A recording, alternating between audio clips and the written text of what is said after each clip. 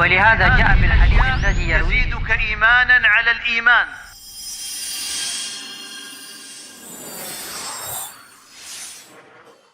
أشهد أن لا إله إلا الله وحده لا شريك له وأشهد أن محمدا عبده ورسوله لا نبي ولا رسول بعده أما بعد. Masyarul muslimin wal muslimat, hadirin wal hadirat jemaah Masjid Al-Hijrah dan juga pemirsa Asil TV dimanapun antum dan antuna berada, alhamdulillah kita bersyukur kepada Allah Subhanahu wa taala.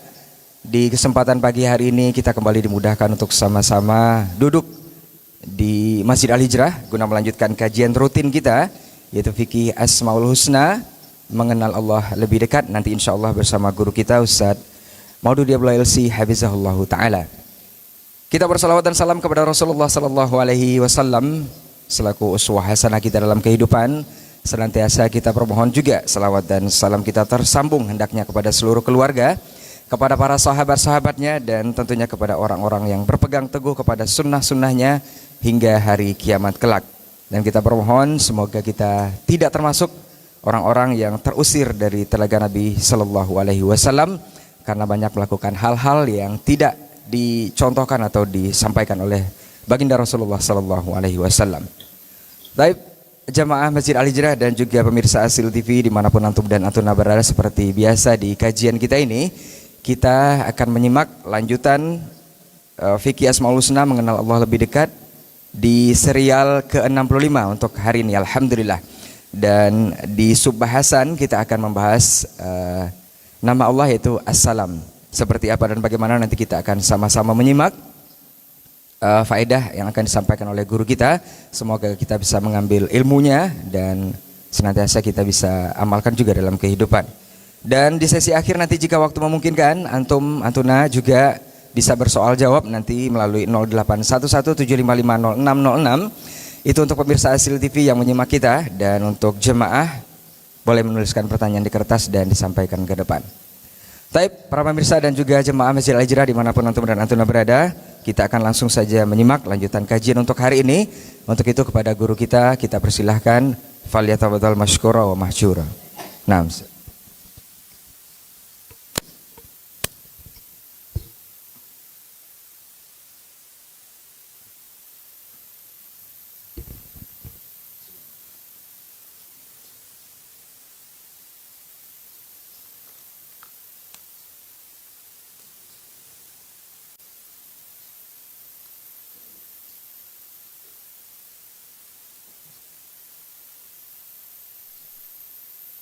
Assalamualaikum warahmatullahi wabarakatuh.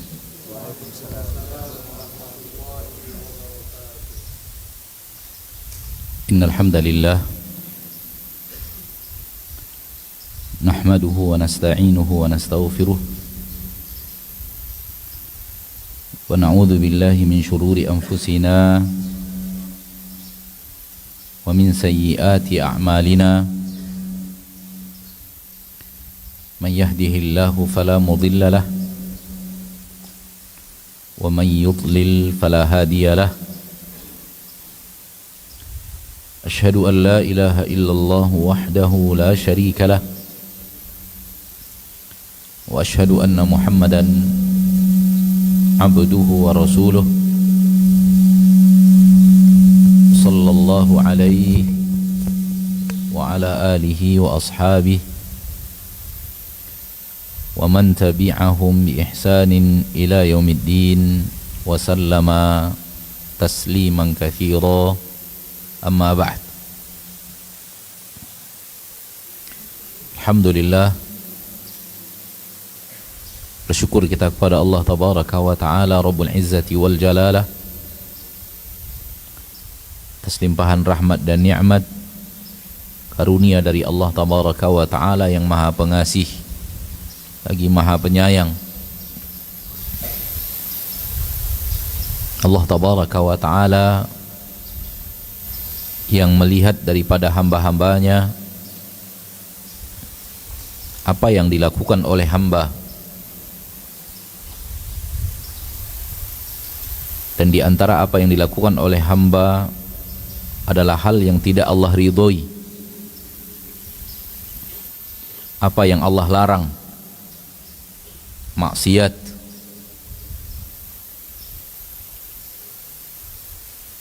Karena tidak ada yang tersembunyi dari Allah sesuatu apapun.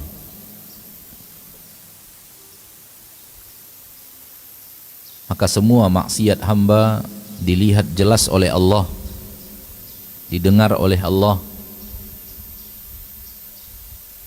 Namun Allah tabaraka wa ta'ala tidak menurunkan hukumannya. Padahal kalau dibilang pantas, pantas. Kalau dibilang adil, adil. Sekiranya hamba itu berbuat maksiat, lalu Allah hentikan nikmat yang dengannya dia berbuat maksiat kepada Allah. Akan tetapi dia Ar-Rahman Ar-Rahim, Rabb yang maha pengasih dan maha penyayang. Dan di antara kasih sayangnya kepada hambanya adalah apa yang tadi kita katakan. Maksiat dilakukan hamba dilihat oleh Allah tabaraka wa ta'ala, dan Allah terus mencurahkan nikmat-nikmat kepadanya dan tidak menghentikan nikmat itu. Kalau Allah mau melakukan, tak ada yang bisa menghalangi. Ketika seorang hamba berbuat maksiat dengan mata, Allah hentikan nikmat mata kepadanya. La qaddarahullah. Semoga Allah tidak pernah takdirkan itu dalam hidup kita. Ketika hamba tidak kunjung berhenti dengan dosa maksiat lisan, Allah hentikan nikmat lisan kepadanya. Ketika tak kunjung berhenti meninggalkan maksiat telinga dan pendengaran, Allah jadikan pendengaran itu tak lagi sanggup untuk mendengarkan suara. Ketika ia berbuat maksiat dengan kaki dan tangan, Allah bisa dan kuasa, dan tak ada yang bisa menghalangi kalau Allah ingin menghentikan nikmat kaki dan tangan. Akhi fid din, kalau itu yang Allah takdirkan, bisa apa kita? Mata sudah tidak ada, telinga sudah tidak berfungsi, lidah tidak bisa berbicara, kaki dan tangan lumpuh. Jadilah Anda seonggok daging tak berguna, sampah di tengah masyarakat.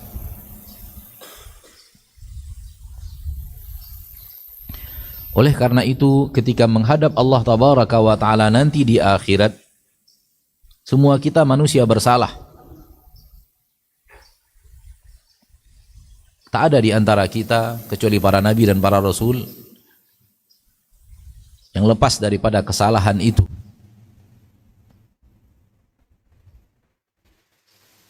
Dan oleh karena itu juga, semua manusia membutuhkan ampunan Allah.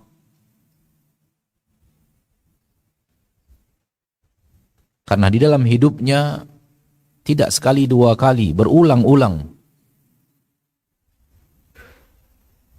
Apalagi di zaman kita sekarang. Di zaman di mana maksiat merajalela, dikerjakan secara terang-terangan, dilakukan tanpa rasa malu, diiklankan. Justru yang mengingkarinya dianggap manusia aneh. Maksiat sudah menjadi kebiasaan harian.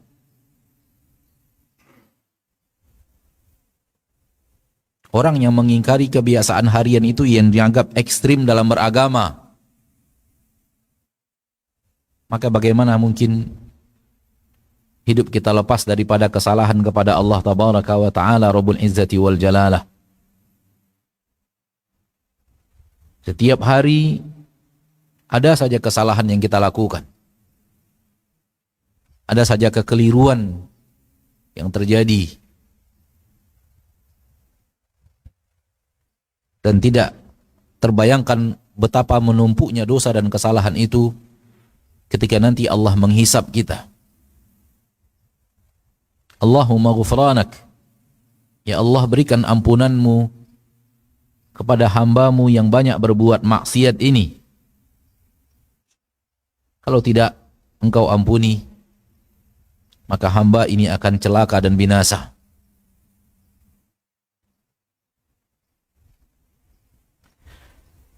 Salawat dan salam kepada Nabi kita tercinta, Rasul kita yang mulia, suri tauladan kita Nabi Muhammad sallallahu alaihi wasallam. Hamba yang tidak pernah berbuat maksiat kepada Allah, namun paling rajin minta ampun kepada Allah.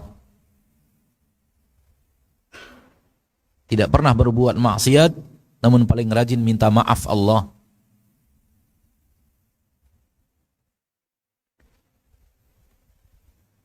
Semoga kita yang bersalah ini mencontoh semangat beliau minta ampun kepada Allah,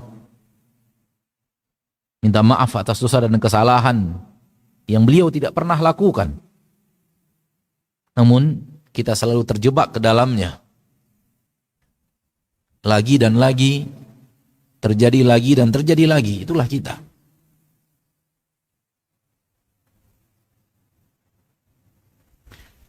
Salah satu di antara maksud dan tujuan kita berkumpul bersama di sini, di tempat ini, di yayasan ini, di masjid ini, adalah untuk kita bisa saling tawasi bil haqq wa tawasi bil sabr, saling nasihat menasihati, saling mengingatkan bahwa ini salah, harus ditinggalkan. Di mana lagi kita akan hidup di permukaan bumi ini, di dalamnya kita bisa saling berusaha meninggalkan keburukan kita dan saling bisa untuk memberikan semangat agar tumbuh kebaikan. Kalau tidak dalam suasana yang seperti yang sedang kita buat sekarang dan kita ingin wujudkan biiznillahi azza wa jalla ke depannya.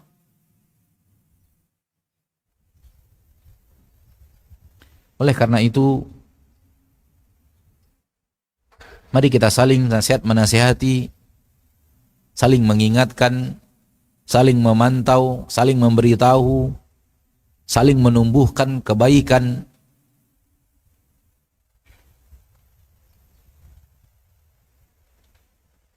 Mudah-mudahan kebersamaan ini membuat kita bisa mendapatkan sifatnya orang-orang yang Allah jamin bahwa mereka tidak akan merugi, yang ada dalam surah Al-Asr.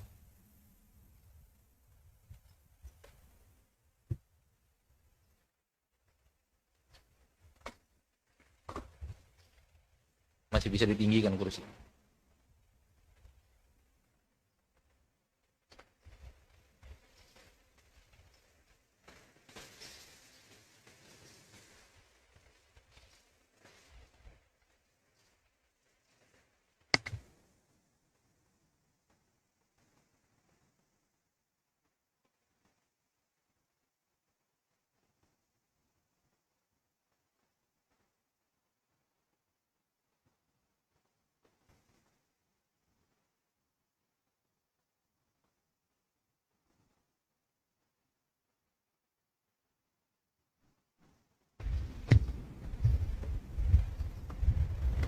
Ma'asyiral muslimin wal muslimat, al-hadirin wal hadirat, al-musyahidin wal musyahidat, rahimani wa rahimakumullah.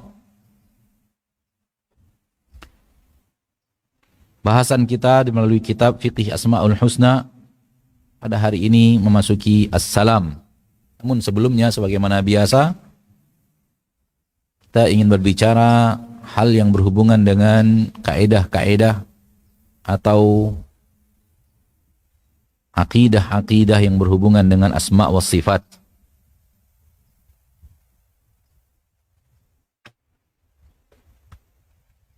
Dan pada kesempatan yang berbahagia ini, yang ingin kita sampaikan sebelum kita membaca kitab adalah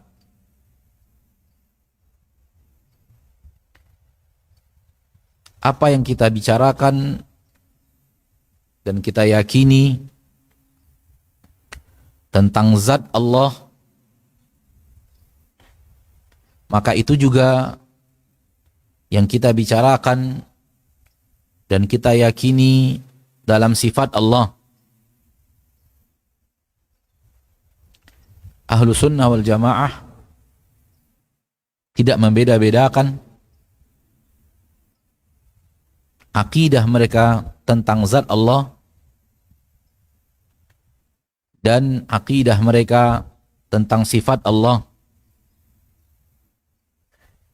karena kedua-duanya satu. Zat Allah memiliki sifat, dan sifat Allah ada pada zat. Maka berbicara zat Allah itu juga yang dibicarakan dalam sifat Allah.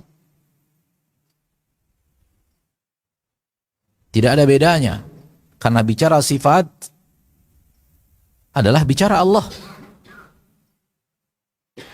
Maka kaidah tentang bicara zat dan kaidah tentang bicara sifat, kaidah yang satu.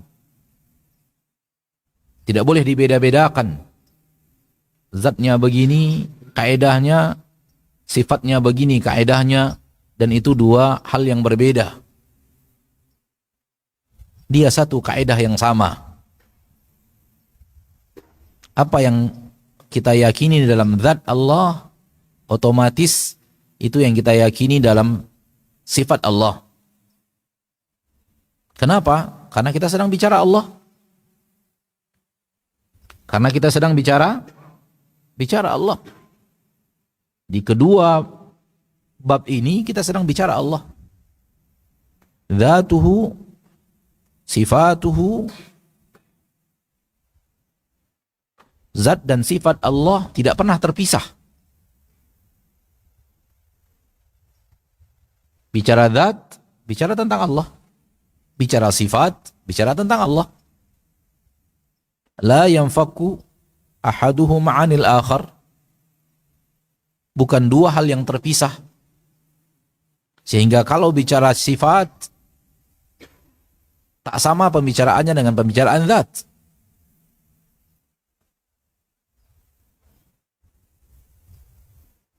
Kalau kita menemukan orang kalau sudah bicara sifat, kaedahnya tak sama dengan bicara zat, maka kita mengetahui ini ada kesalahan dalam pemahaman. Ada kekeliruan dalam akidah. Ada penyelewengan di dalam ilmu tentang Allah dan sifatnya. Mari kita lihat akidah kita tentang zat Allah. Pertama, zat Allah itu ada atau tidak? Ada atau tidak? Ada. Maka sifat Allah ada. Sama kan? Zat Allah ada. Hal yang sama katakan dalam sifat. Sifat Allah ada.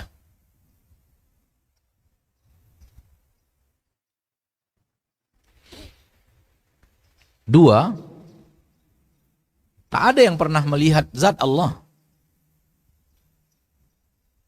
Tak ada yang pernah melihat zat Allah. Katakan hal yang sama dalam sifat. Tak ada yang pernah melihat sifat Allah.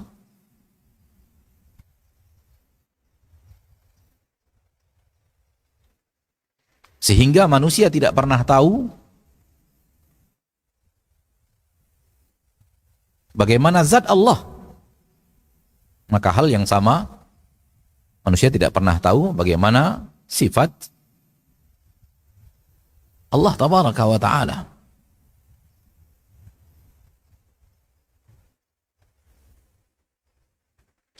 Sifat Allah apakah memiliki sesuatu yang hakikat, benar-benar ada, tidak hanya sebuah nama tanpa wujud, benar-benar ada, maka sifat Allah juga benar-benar ada. Zat Allah apakah sama dengan zat makhluk manapun? Tidak. Maka demikian juga dengan sifat Allah. Tidak sama dengan makhluk manapun.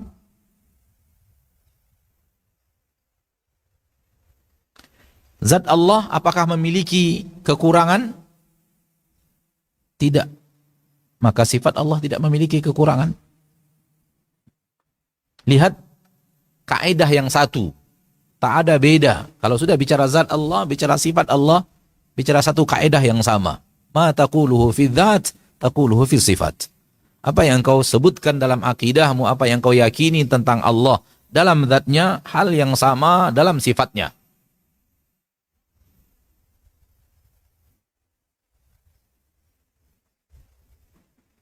Zat Allah membutuhkan makhluk? Tidak. Sifat Allah juga tidak membutuhkan makhluk.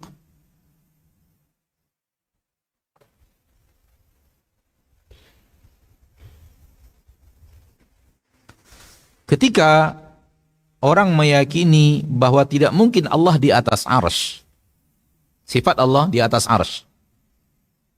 Karena kalau demikian Allah butuh arsy. Taib, Allah punya zat?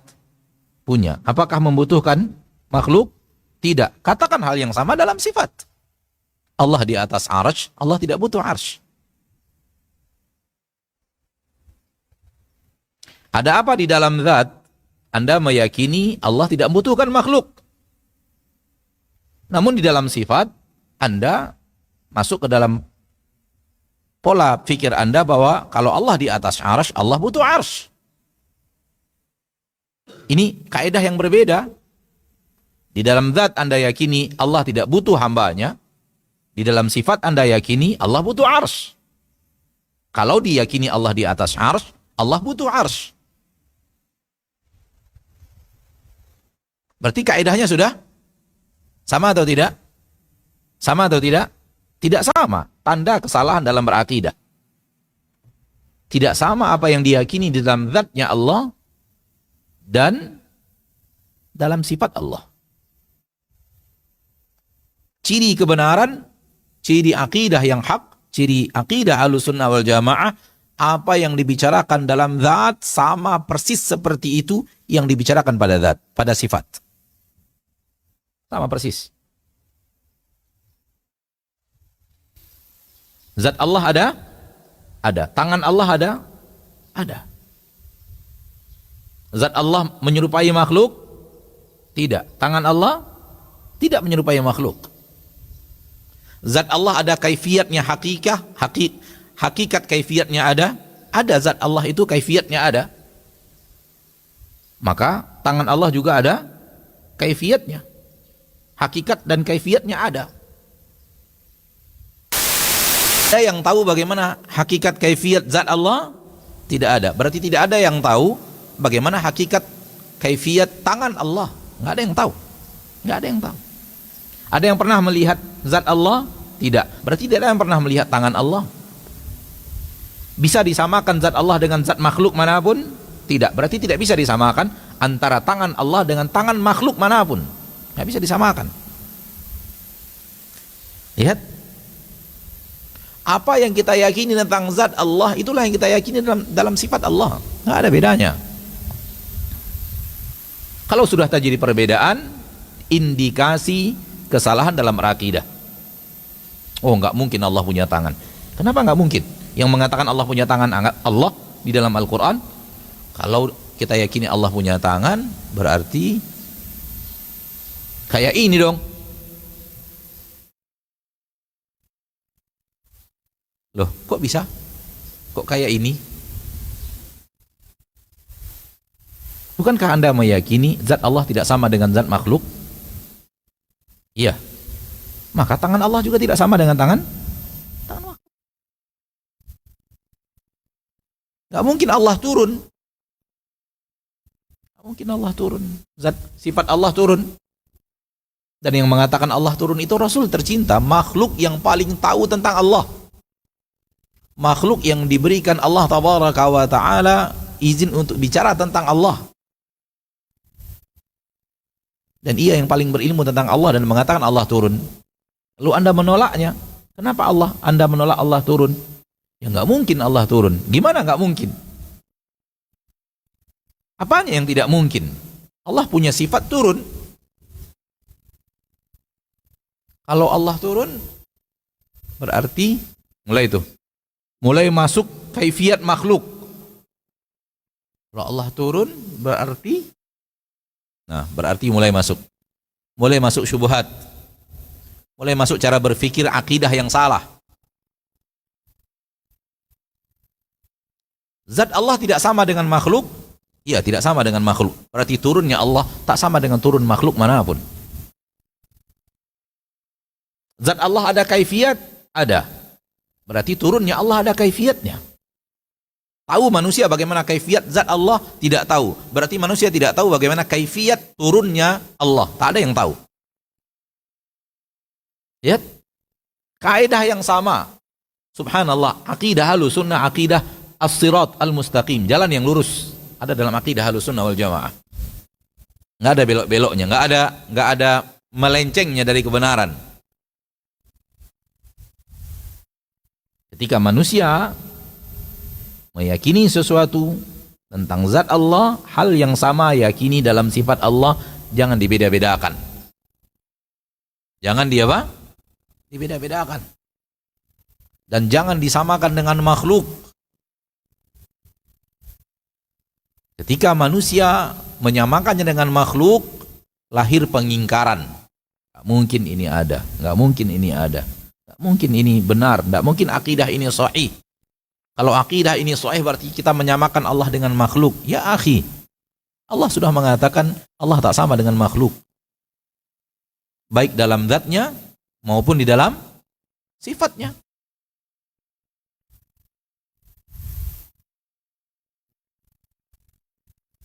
Dan aneka ragam cara mengingkari sifat Allah yang ada pada zaman kita sekarang ini lahir dari kaidah yang tidak sama keyakinan tentang zat Allah dan sifat Allah. Dibeda-bedakan. Bicara kaifiat zat Allah, bicara zat Allah, dia punya akidah yang benar. Bicara sifat Allah tidak disamakan dengan kaidah tentang zat Allah. Dua hal yang berbeda. Bagi mereka, bicara zat Allah beda, bicara sifat Allah beda. Ini indikasi kesalahan dalam berakidah. Ciri-ciri bahwa akidahnya salah, dia tidak samakan antara pembicaraan tentang zat Allah dan pembicaraan tentang sifat Allah. Akhi fiddin, dua-duanya satu kaidah. Karena kita bicara Allah, zat Allah, sifat Allah adalah Allah itu sendiri. Maka apa yang Anda yakini pada zat, otomatis yakini pada sifat. Anda selamat.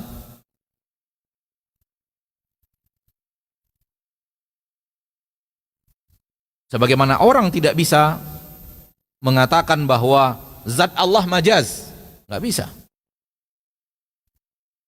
Maka tak boleh juga mengatakan sifat Allah di dalamnya majaz. Ini majaz. Ini bukan hakikat. Ini tak seperti yang Allah katakan, maknanya lain, maksudnya tidak begitu. Katakan itu dalam zat kalau Anda berani.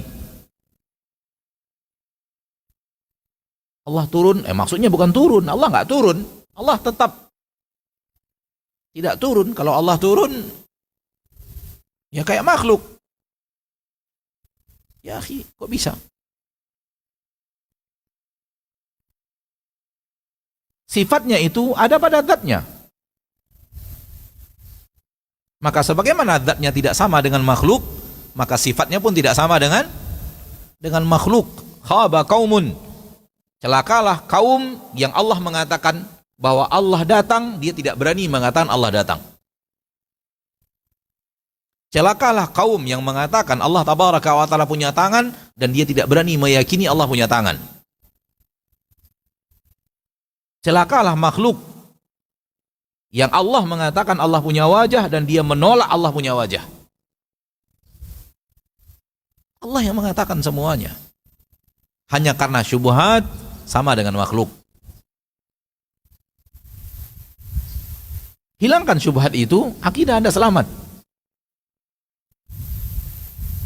Sebagaimana Anda meyakini zat Allah tidak sama dengan makhluk, maka dalam sifat Allah tidak sama dengan makhluk. Allah mengatakan Allah marah. Allah yang mengatakan Allah marah. Lalu dia nggak berani mengatakan Allah punya sifat marah. Kenapa? Kalau Allah marah berarti Allah punya sifat buruk. Karena marah itu adalah gejolak di dalam dada, darah yang menggelegar, dan keinginan untuk memberikan keburukan kepada orang yang dimarahi. Ya akhi, itu marahnya makhluk. Yang Anda bicarakan itu marahnya makhluk. Sebagaimana Allah zatnya tidak sama dengan makhluk, maka marahnya yang merupakan sifatnya tidak sama dengan makhluk. Sebagaimana zat Allah ada, maka marah Allah ada. Zat Allah tidak ada yang tahu bagaimana kaifiatnya, marah Allah tidak ada yang tahu bagaimana kaifiatnya walau dia ada.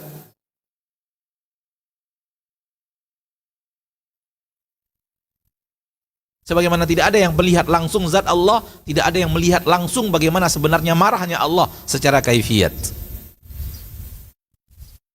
Secara asarnya pada makhluk nampak, ini yang dihancurkan, ini yang digulung, ini yang dimasukkan ke dalam tanah, ini yang ditenggelamkan, itu asar pada makhluk. Efek yang terjadi pada makhluk ketika Allah marah. Namun bagaimana marahnya Allah, tak ada yang tahu kaifiatnya. Dan Allah mengatakan Allah marah. Maka pada kesempatan yang berbahagia ini, ikhwani wa akhwati fiddin, dimanapun Anda berada, kalau Anda sudah bisa menyamakan bahasan apa yang Anda yakini tentang zat Allah sama dengan yang ada pada sifat Allah, akidah Anda selamat. Nggak ada dibeda-bedakan. Sebagaimana zat Allah tidak perlu ditakwil, maka sifat Allah tidak perlu apa? Ditakwil. Sebagaimana zat Allah tidak perlu dikatakan majaz, tidak ada yang berani mengatakan majaz, maka di dalam sifat Allah pun tidak perlu dikatakan majaz. Tidak perlu. Oh ini majaz, maksudnya bukan Allah yang datang, maksudnya bukan Allah yang datang, ini majaz. Maksudnya adalah rahmat Allah yang datang, maksudnya bukan Allah yang turun, maksudnya rahmat Allah yang turun, malaikat Allah yang turun, nikmat Allah yang turun. Ya akhi, Nabi mengatakan Allah turun. Nabi Muhammad SAW afdalul makhluk, a'lamun nas billah, mengatakan Allah turun. Dan Nabi tidak mengatakan rahmat Allah turun, mengatakan Allah turun. Yanzilu Rabbuna, nisbat turun kepada Rabbuna, bukan kepada rahmatnya.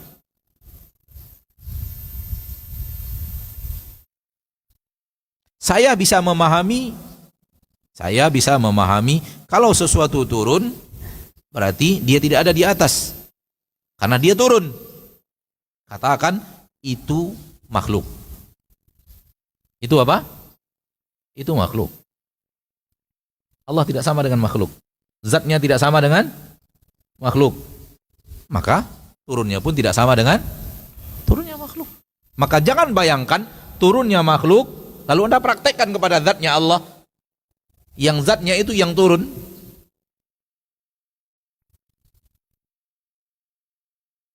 Kalau bisa Anda memahami kaidah ini, ma'asyarul muslimin wal muslimat rahimani wa rahimakumullah, maka ketika sama apa yang Anda yakini tentang zat Allah dengan apa yang ada pada sifat Allah, maka akidah Anda lurus. Ketika terjadi hal yang berbeda, maka ada indikasi penyelewengan di dalam pemahaman akidah dalam asma wa sifat.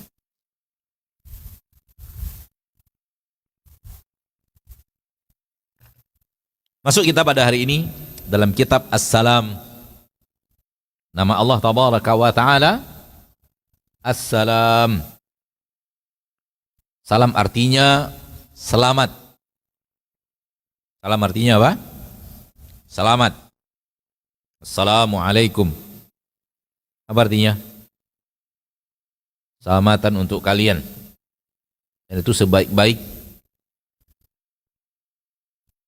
ucapan berjumpa yang pernah ada di permukaan bumi. yang pernah ada di permukaan bumi, sebaik-baik teguran, sebaik-baik kalimat pertemuan, kalimat perjumpaan adalah Assalamualaikum. Oleh karena itu, kalimat ini akan menjadi kalimat yang menghiasi lisannya penduduk surga. Penduduk surga akan saling mengucapkan salam sesama mereka.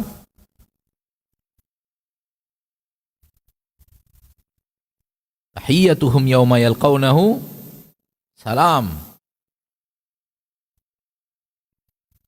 Dan itu sebaik-baik kalimat. Orang Arab dahulu kalau saling bertemu mereka mengatakan taba masa'uka ya fulan, taba masa'uka. Semoga baik soremu. Taba sabahuka. Tabat lailatuka ya sayyidi. Semoga baik malammu ini wahai tuanku. Orang sekarang kalau bertemu apa ucapannya? Selamat pagi. Mirip dengan orang Yahudi, orang dahulu dari bangsa-bangsa sebelum Nabi sallallahu alaihi wasallam menyebarkan agama Islam, yang diselamatkan paginya doang. Selamat sore.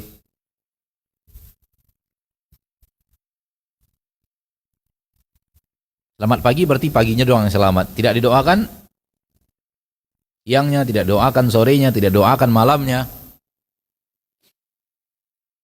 Lebih dahsyat lagi hanya sapaan teguran jumpa. Halo. Halo doang. Nggak ada doa selamatnya, nggak ada doa. Maka umat Islam diberikan oleh Allah Tabaraka wa Ta'ala yang terbaik, ucapan terbaik dalam pertemuan dan perpisahan. Ketika bertemu mendoakan saudaranya, dan ketika berpisah mendoakan saudaranya. Namun yang perlu untuk sedikit digaris bawahi adalah latah mengucapkan salam tanpa menghadirkan makna. Yang perlu dikritisi dari salamnya umat Islam, salam umat Islam bukan berarti syariatnya, perbuatan umat Islamnya, tindakan umat Islamnya.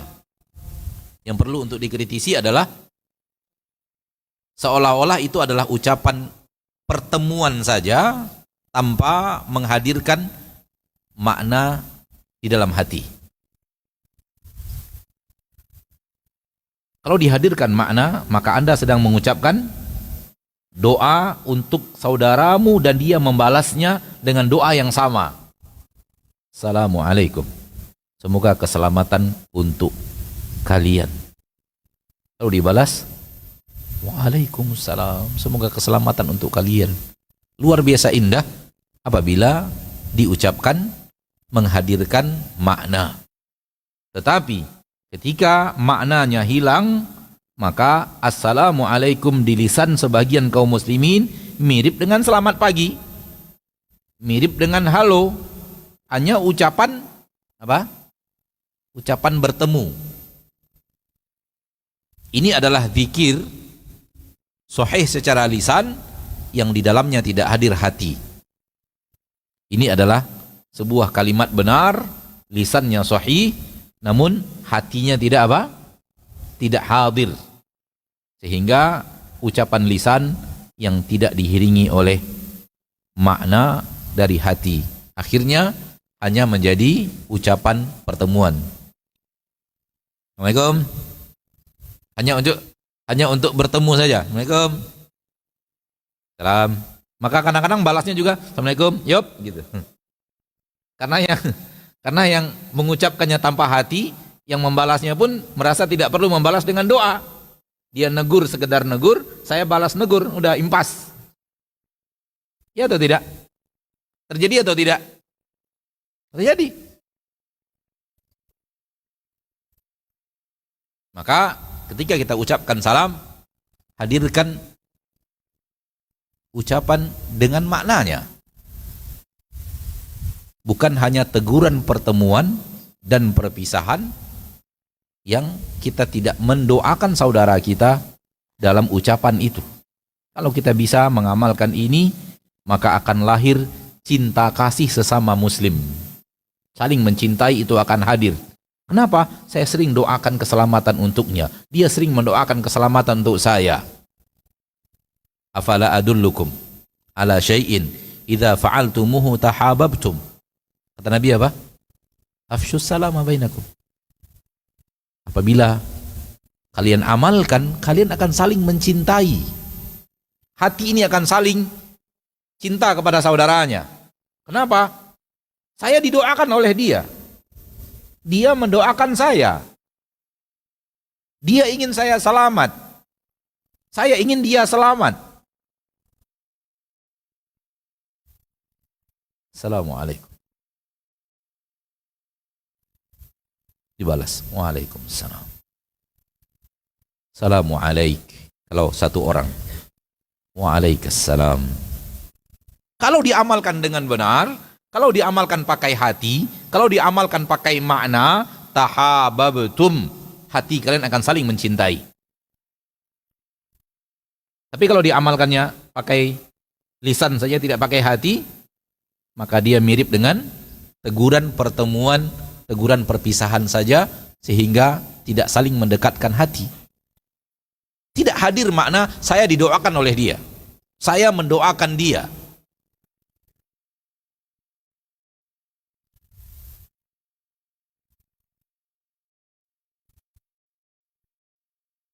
Ada satu lagi.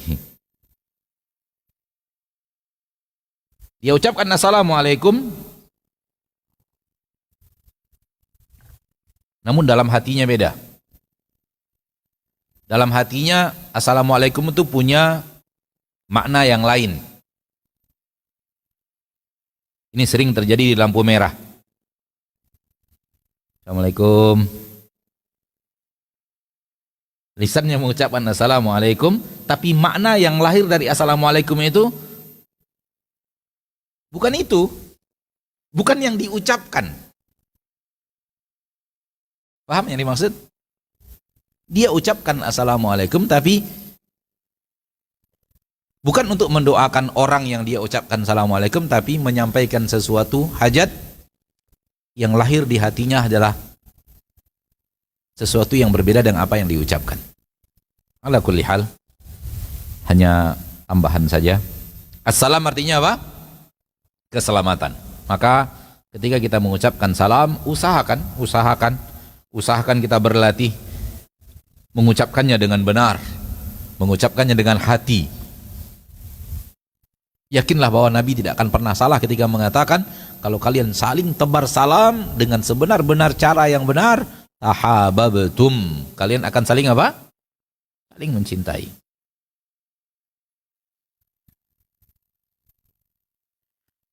Nama Allah As-Salam ada dalam satu ayat di dalam Al-Quranul Karim, yaitu surat Al-Hasyr. Wallahu alladhi la ilaha illahu al-malik al-quddus as-salam. Hanya ada dalam satu ayat di dalam Al-Quranul Karim nama Allah As-Salam. Wa ma'na hadzal ismil karim wa ma'na hadzal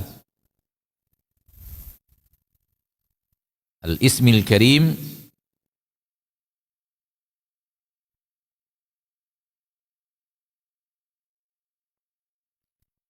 As-salam min jami'il uyubi wan naqais. Allah Maha Selamat dari seluruh aib, cacat, wal naqais, dari seluruh kekurangan. Allah selamat dari aneka ragam kesalahan, kekurangan, cacat, aib. Likamalihi fi dzatihi wa sifatihi wa af'alihi. Itu semua karena kesempurnaan yang dimiliki oleh Allah pada zatnya, pada sifatnya, dan pada af'alnya. Zat Allah tidak ada aib di dalamnya. Tidak ada kekurangan di dalamnya. Tidak ada kesalahan di dalamnya. Maka sifat Allah, perbuatan Allah pun demikian. Tidak ada aib di dalamnya. Tidak ada kekurangan di dalamnya. Tidak ada kesalahan di dalamnya. Ini mirip dengan apa yang kita katakan tadi. Apapun yang kita bicarakan pada zat Allah, itu yang kita bicarakan pada sifat Allah. Sebagaimana sifat Allah ada, maka sebagaimana zat Allah ada, sifatnya ada. Zat Allah tidak ada kekurangan, maka sifat Allah tidak ada kekurangan. Zat Allah tidak ada aib, maka sifat Allah tidak ada aib. Zat Allah tidak ada yang salah, maka sifat Allah tidak ada yang salah.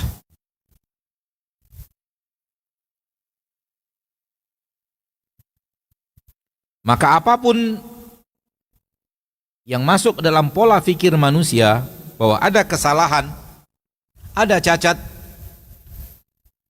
pada salah satu di antara zat Allah, sifat Allah, perbuatan Allah, maka itu lahir dari kesalahan hamba itu sendiri.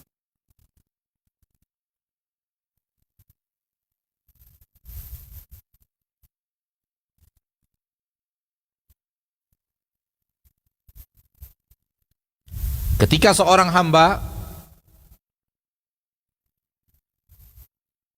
mulai ada di dalam hatinya akidah bahwa tidak mungkin seperti ini, karena kalau begini maka Allah akan kurang, itu saja sudah pertanda bahwa dia memiliki keyakinan yang salah. Kenapa? Karena Allah As-Salam, selamat dari aneka ragam kekurangan yang terbayang di benak Anda, wahai muslim. Tak mungkin Allah di atas arasy, karena kalau begitu Allah butuh arasy. Lihat, ada kekurangan pada akidah Anda pada sifat Allah. Allah tidak butuh hambanya. Kebutuhan adalah kekurangan, adalah aib. Allah tidak butuh.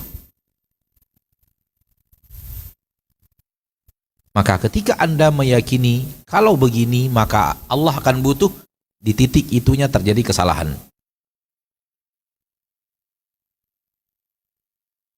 Kalau diyakini begini berarti Allah tidak lagi esa. Allah sudah ada yang menyamainya. Titik itu yang salah.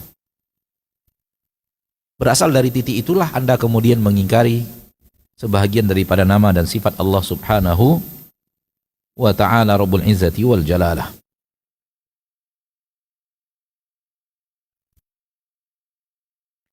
Zat Allah selamat dari seluruh cacat, kekurangan, maka sifat Allah juga selamat daripada cacat dan kurang.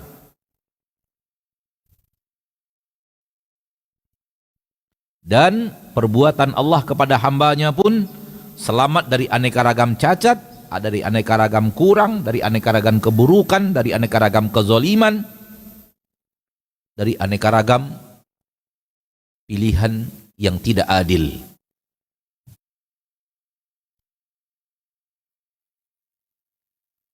Sebagaimana Allah Tabaraka wa Ta'ala tidak membutuhkan istri, tidak membutuhkan anak, maka ia juga tidak membutuhkan penolong, ia tidak membutuhkan sekutu.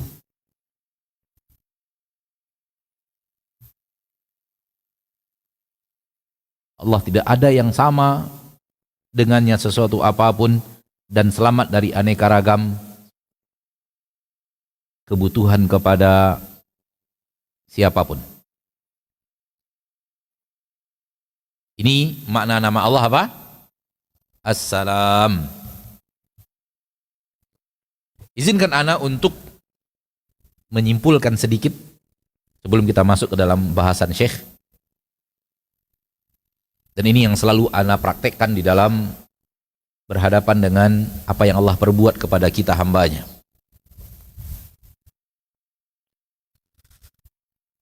Sedikit kesimpulan, semoga bermanfaat. Apa yang Allah perbuat kepada hamba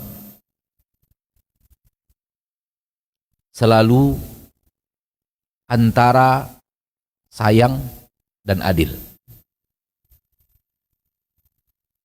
Kalau tidak sayang berarti adil. Kalau sayang udah selesailah itu.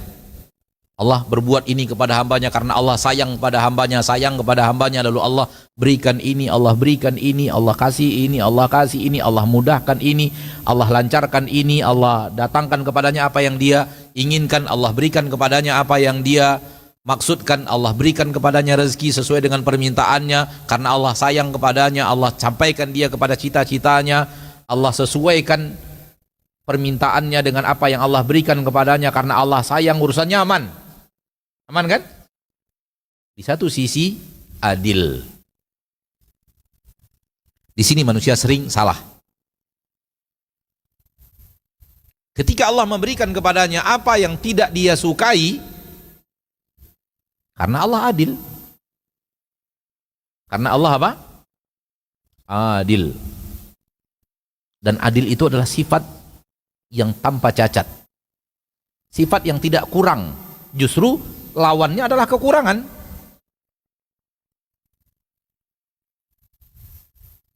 Lawan adil adalah cacat, kurang. Apa lawan adil?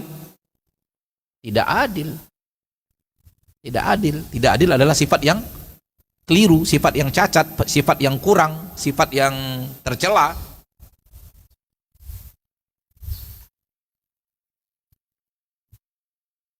Kenapa Allah tidak lapangkan saja kehidupan manusia ini dengan kenikmatan dunia? Kenapa Allah bagi-bagi? Rezeki di dunia ini Allah bagi-bagi. Kamu dapatnya sekian, kamu dapatnya sekian, kamu dapatnya sekian, kamu dapatnya sekian, kamu dapatnya sekian, kamu dapatnya sekian. Karena Allah adil. Memberikan manusia sesuai dengan kebutuhan manusia. Sesuai dengan kesanggupan manusia. Sesuai dengan tingkat manusia dan sesuai dengan kehidupan manusia itu sendiri.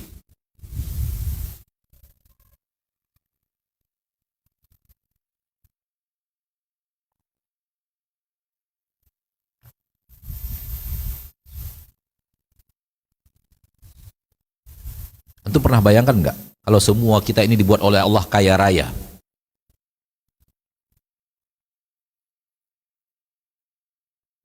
Kan kadang-kadang manusia andai manusia ini kaya, saya ini kaya, manusia yang lain kaya. Ya kaya lah. Kaya sebagaimana yang dibayangkan oleh manusia.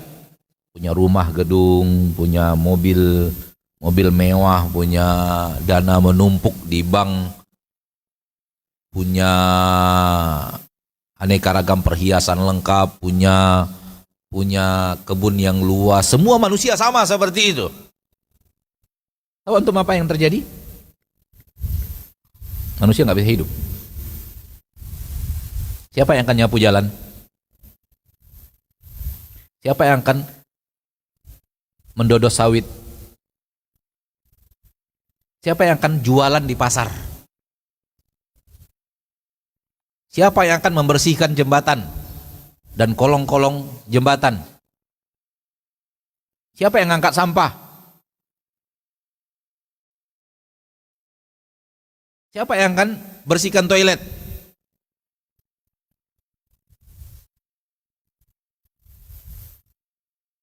Akan ada yang mau.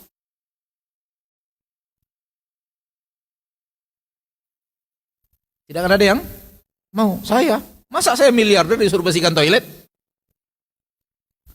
Masa saya miliarder disuruh angkat sampah?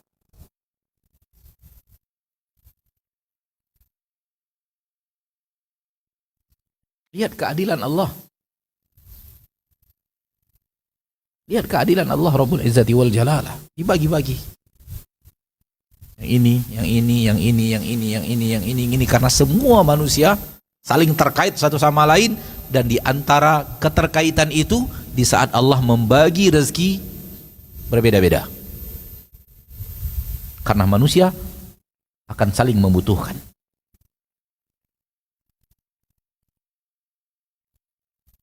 Oleh karena itu, apa yang Allah tentukan untuk dirimu saudaraku, yakinlah bahwa itu keadilan ilahi kepada Anda. Sehingga dengannya Anda tenang dan nyaman kalau seandainya yang Allah berikan kepada Anda belum sesuai dengan yang Anda cita-citakan.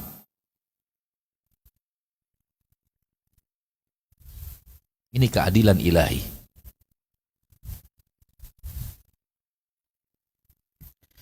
Kenapa manusia dilahirkan dalam kondisi lemah selemah-lemahnya, tak seperti ketika hewan dilahirkan ibunya? Manusia coba ketika lahir, nggak bisa apa-apa. Hanya satu yang manusia itu bisa, apa itu? Nangis. Atau yang kedua, yang dia bisa, ngambil ASI dari ibunya. Yang lain hampir nggak bisa manusia itu. Beda dengan hewan ketika lahir, bentar aja bisa jalan. Coba dia perhatikan hewan ketika dilahirkan oleh ibunya. Dia hanya butuh waktu yang sebentar saja untuk bisa tegak berdiri dan jalan. Kenapa manusia dilahirkan begitu lemah, begitu membutuhkan perhatian orang lain? Keadilan agar sayang ayah dan ibunya kepadanya jauh lebih besar daripada sayang hewan kepada anaknya. Semakin lemah seorang anak, semakin akan menyerap kasih sayang dari yang kuat yang ada di sekitarnya.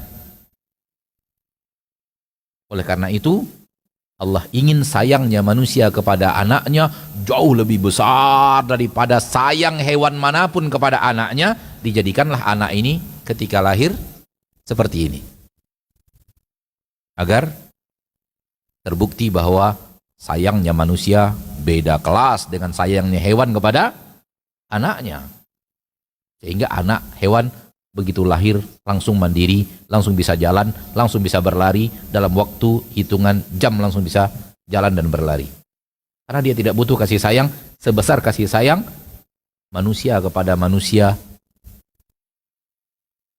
Maka ibunya tidak menyayanginya seperti sayangnya manusia kepada anaknya. Allah Maha Adil. Tak ada perbuatan Allah yang salah.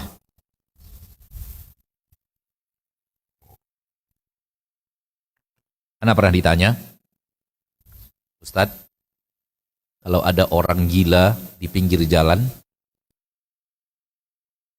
ngambil makan dari tong sampah,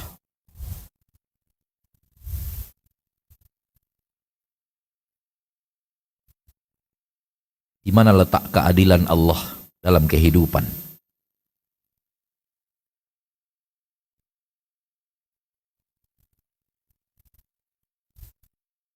Apa hubungannya dengan bahasan ini? Allah itu apa yang Dia lakukan kepada hambanya? Selamat dari kezoliman, selamat dari salah, selamat dari cacat, selamat dari menzolimi hamba. Betul atau tidak? Ini bahasan kita. Sifat Allah kepada hambanya, apa yang Allah takdirkan kepada hambanya, apa yang Allah putuskan kepada hambanya. Keadilan. Nggak ada kezoliman di dalamnya, tak ada cacat di dalam perbuatan Allah kepada hambanya. Lalu kenapa yang orang ini gila? Keadaan orang gila kita tahu bagaimana, makannya pun mencari di tong sampah, nasi-nasi yang basi dimakannya dan semacamnya. Ada yang menanyakan, di mana letak keadilan Allah? Yang satu berakal, yang lain berakal, yang lain waras, yang lain direktur, yang lain punya pangkat dan jabatan, yang lain punya harta, yang ini dijadikan gila.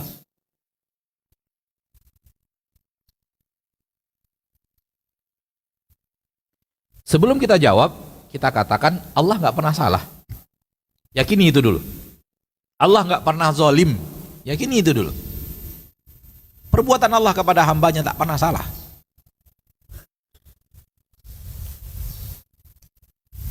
Maka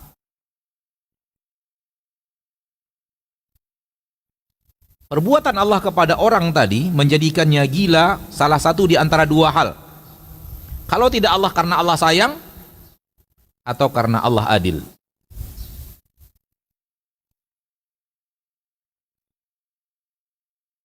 Kok bisa Ustadz orang itu jadi gila karena Allah adil? Maaf, karena Allah sayang.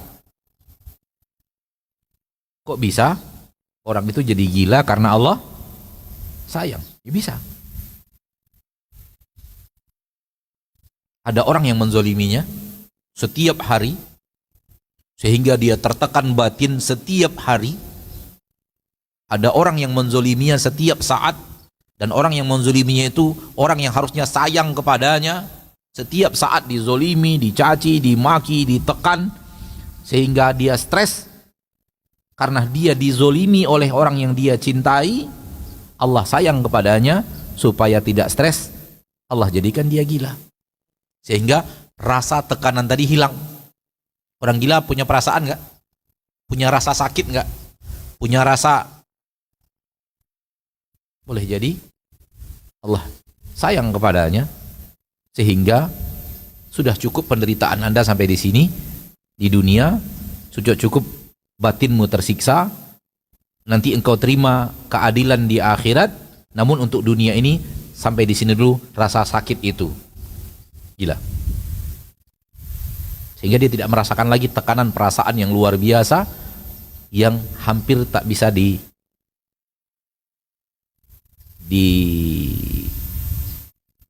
oleh perasaan manusia. Mirip orang pingsan. Ketika sakitnya berlebih, Allah sayang kepadanya dengan menjadikan dia apa? Pingsan. Pingsan itu rahmat Allah. Karena manusia tidak sanggup lagi untuk menerima apa? Rasa sakit yang luar biasa. Pahami mirip seperti itu, orang Allah jadikan gila karena Allah sayang kepadanya. Supaya Allah hilangkan dari dirinya apa? Rasa apa? Sakit, penderitaan. Nanti sampai datangnya kematian yang sudah ditentukan, di akhirat dia terima balasan yang luar biasa, karena di akhirat Allah mengembalikan haknya sepenuhnya. Sudah cukup sampai di sini penderitaan duniamu, namun karena nyawamu belum saatnya tiba, diistirahatkan dari penderitaan dunia. Sayang atau tidak itu? Sayang. Adilnya gimana Ustadz? Ya sudah, adilnya karena kesalahan kamu sendiri. Kamu yang bertindak kayak orang gila, maka Allah gila sekalian. Sudahlah nggak punya duit, gadaikan rumah mertua, gadaikan kebun abang untuk cari kursi, padahal belum tentu menang. Kalau menang pun belum tentu dapat proyek yang bisa mengembalikan. Perbuatan kamu perbuatan gila, ya sudah Allah gilakan sekalian. Karena kamu yang cari-cari gila. Kamu yang cari-cari pekerjaan gila. Sehingga ketika semua itu hilang, harapan kamu untuk dapat kursi itu habis.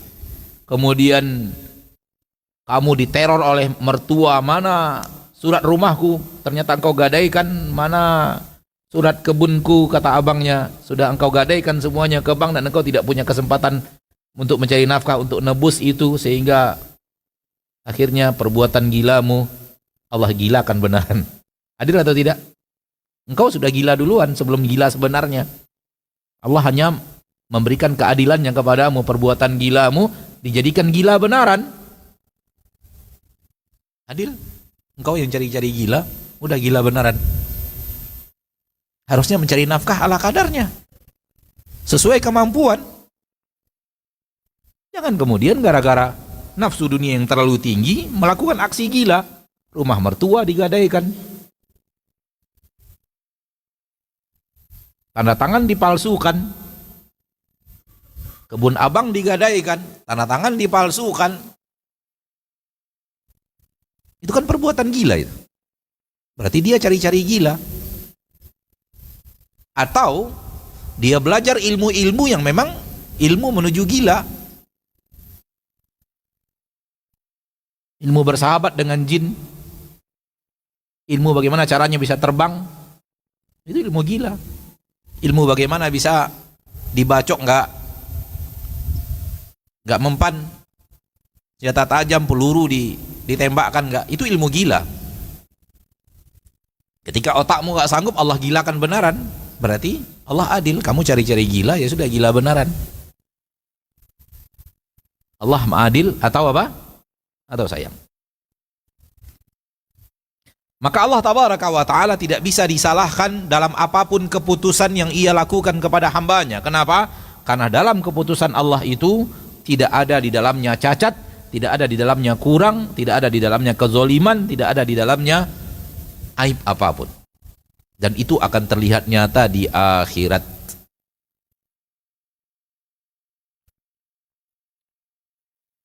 Kemudian Syekh membawakan nukilan dari perkataan Imam Ibnul Qayyim, dan di dalamnya hal yang luar biasa bagi kita yang punya buku. Silahkan lihat nukilan yang luar biasa dari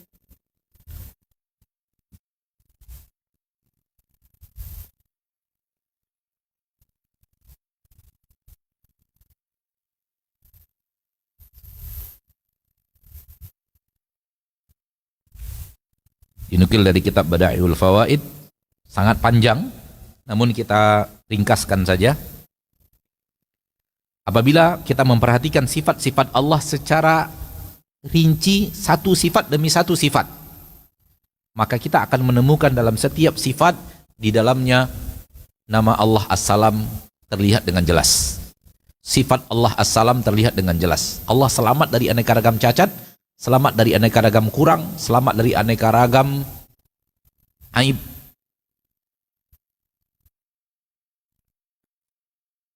Sifat Allah maha hidup.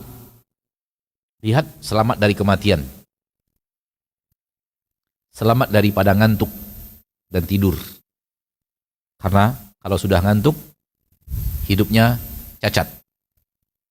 Siapa yang akan ngatur langit dan bumi kalau Allahnya ngantuk? Apalagi tidur. Maka kehidupan Allah selamat dari kematian, baik kematian sebelum atau kematian setelah, selamat daripada tidur dan ngantuk. Allah maha berbuat, selamat daripada lelah, selamat daripada capek.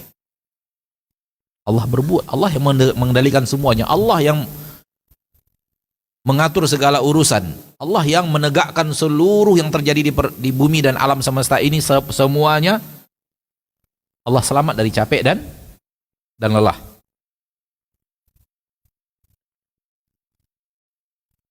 Ilmu Allah selamat dari tak tahu. Sedikit pun tak ada yang Allah tak tahu. Karena kalau ada yang Allah tidak tahu berarti tidak selamat ilmu Allah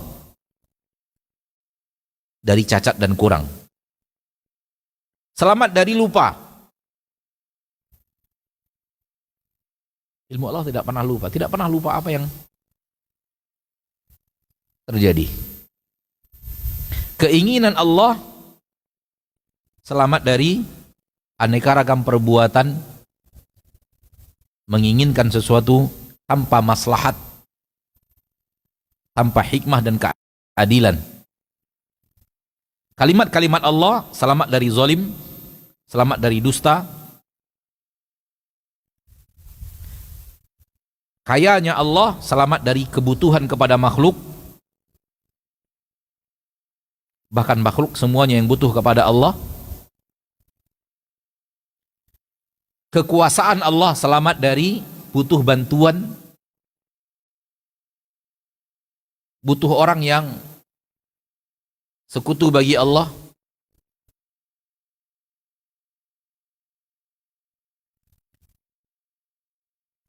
Uluhiyatullah, Allah sebagai ilah yang diibadati, selamat dari seluruh orang yang bersekutu dengan Allah, sehingga la ilaha illa huwa, tidak ada sekutu bagi Allah dalam uluhiyatullah.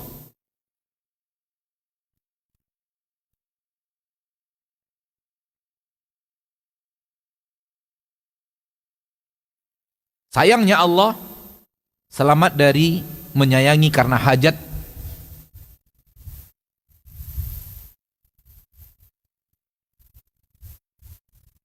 Kadang-kadang kita sayang kepada seseorang karena orang itu menguntungkan kita. Kita, makhluk maksudnya. Bos sayang kepada anak buahnya. Kenapa sayang banget? Karena anak buahnya ini luar biasa, kerjanya luar biasa, cermat, luar biasa, jujur, luar biasa. Makanya bosnya sayang kepada dia. Sayang karena dia punya apa? Punya hajat kepada anak buahnya ini. Allah sayangnya Allah kepada makhluk yang selamat dari hajat. Allah sayang bukan karena Allah menghajatkan sesuatu, membutuhkan sesuatu dari yang disayangi. Walam yakun lahu waliyun minadz-dzulli. Allah tidak menjadikan orang yang dia sayangi karena kekurangan atau kehinaan yang ada pada Allah. Tidak. Allah tidak membutuhkan siapapun. Namun ia menyayangi karena ia ingin menyayangi, bukan karena hajat ada kebutuhan dari yang disayangi. Keputusan Allah, takdir Allah selamat dari aneka ragam kezoliman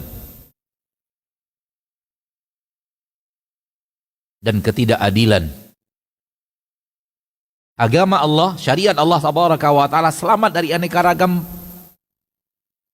tanaqud, bertabrakan, kontradiksi.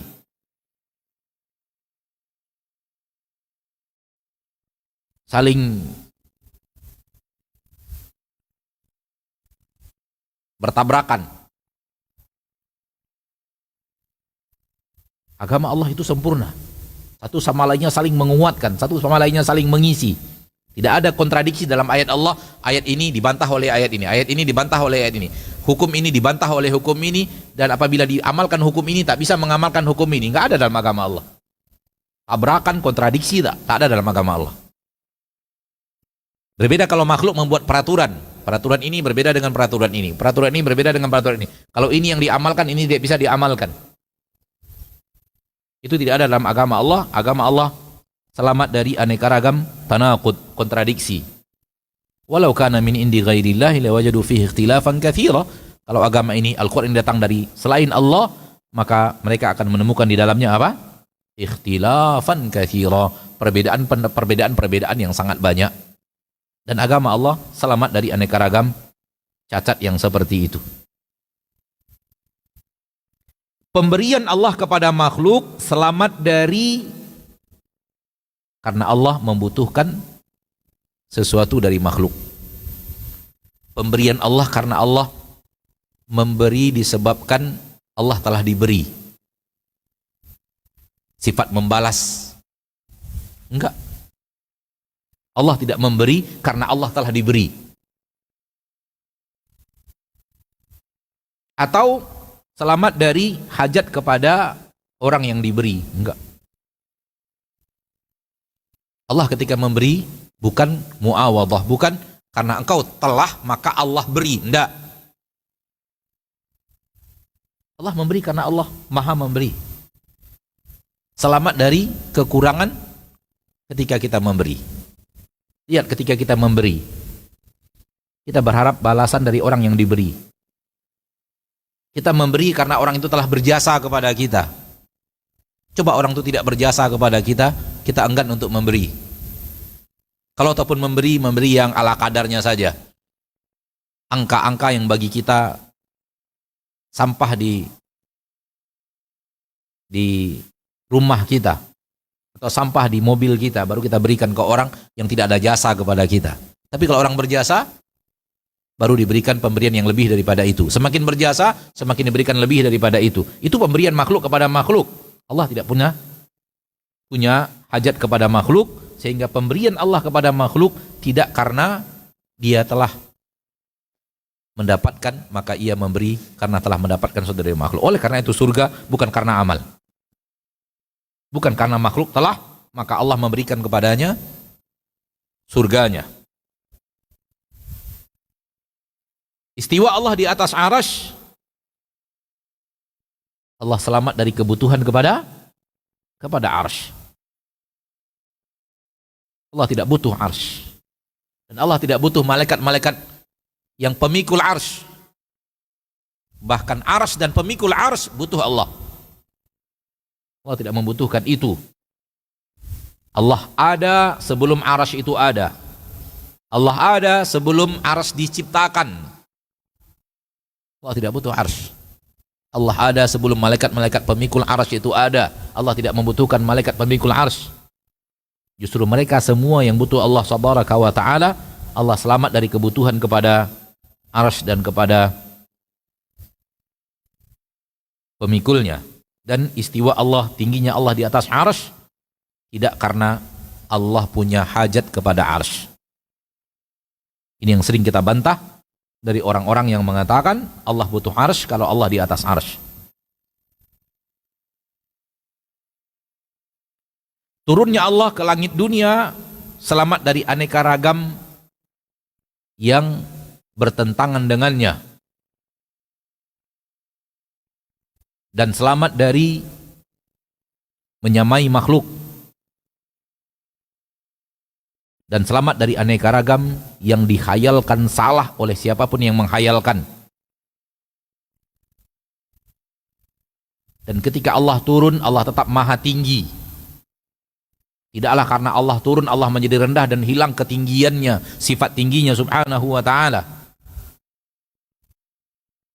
Pendengarannya, penglihatannya selamat dari aneka ragam, menyamai seluruh pendengaran dan penglihatan makhluk dan apapun yang dikhayalkan oleh manusia dari kesalahan.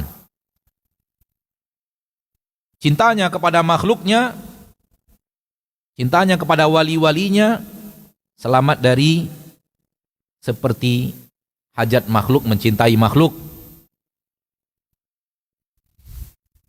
Karena makhluk mencintai makhluk disebabkan dia punya hajat kepada makhluk itu, atau punya kepentingan terhadap makhluk itu, atau ingin mendapatkan manfaat dengan cintanya kepada makhluk itu. Dan itu sayangnya Allah kepada makhluk-makhluk yang ia sayangi, selamat dari semua itu.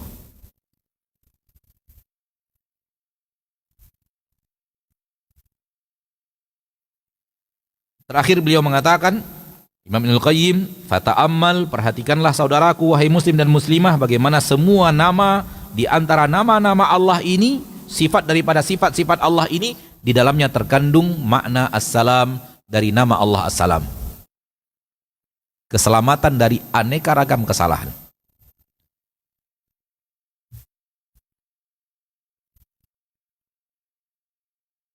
Dan alangkah banyaknya orang yang hafal nama Allah as-salam namun tidak mengerti apa makna as-salam, apa rahasia di balik nama as-salam, sehingga menisbatkan kekurangan kepada sifat Allah kalau dinisbatkan itu kepada Allah.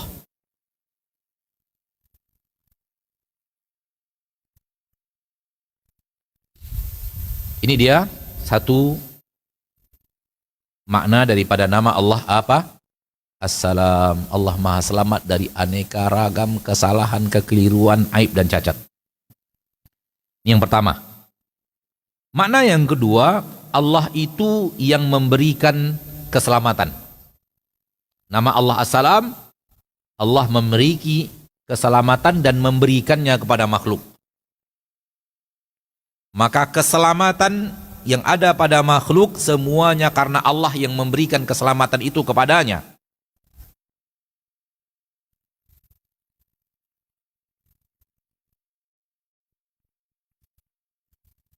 Tidak ada keselamatan apapun yang ada pada makhluk melainkan karena Allah telah memberinya keselamatan itu.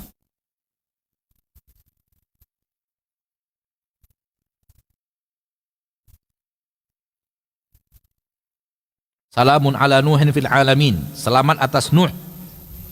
Berarti Allah memberikan keselamatan kepada Nuh. Salamun ala Ibrahim. Keselamatan atas Ibrahim. Allah yang memberikan keselamatan kepada Nabi Ibrahim. Di saat Nabi Ibrahim berada pada kondisi yang secara ilmu manusia tidak mungkin selamat, Allah memberikan selamat. Salamun ala Musa wa Harun. Salamun ala Ali Yasin. Salamun ala Ilyasin.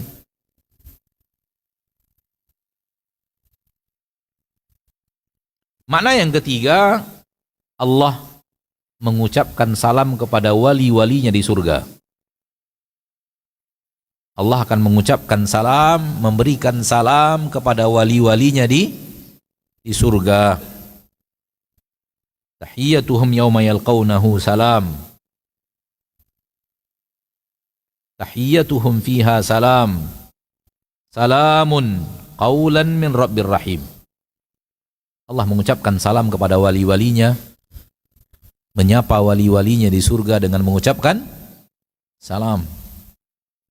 Ini juga di antara makna nama Allah As-Salam, dan surga Allah beri nama Darussalam, negeri salam, negeri keselamatan, di mana di dalamnya tidak ada aib, tidak ada cacat, tidak ada kekurangan, tidak ada kesedihan, tidak ada yang sulit. Di surga Allah Tabaraka wa Ta'ala Rabbul Izzati wal Jalalah. Ini yang bisa kita bahas pada pagi yang berbahagia ini. Semoga bermanfaat, dan semoga Allah Tabaraka wa Ta'ala Rabbul Izzati wal Jalalah menjadikan kita hamba-hambanya yang senantiasa berusaha untuk memahami nama Allah dan sifat Allah Tabaraka wa Ta'ala Rabbul Izzati wal Jalalah. Nah. Baik, barakallahu fiik, jazakallahu khairan untuk materi kita di kesempatan hari ini. Semoga apa yang disampaikan oleh guru kita bisa kita ambil faedah ilmunya dan kita amalkan dalam kehidupan sehari-hari. Waktu yang tersisa kita coba jawab pertanyaan-pertanyaan yang masuk di 0811755606 untuk pemirsa Asil TV dimanapun berada, dan dari jamaah bisa menuliskan pertanyaan dan disampaikan ke depan. Kita izin kepada Ustadz bacakan pertanyaan dari jamaah terlebih dahulu, Ustadz. Assalamualaikum warahmatullahi wabarakatuh, Ustadz. Waalaikumsalam warahmatullahi. Izin bertanya, Ustadz. Ketika harta kita dicuri atau hilang, Ustadz,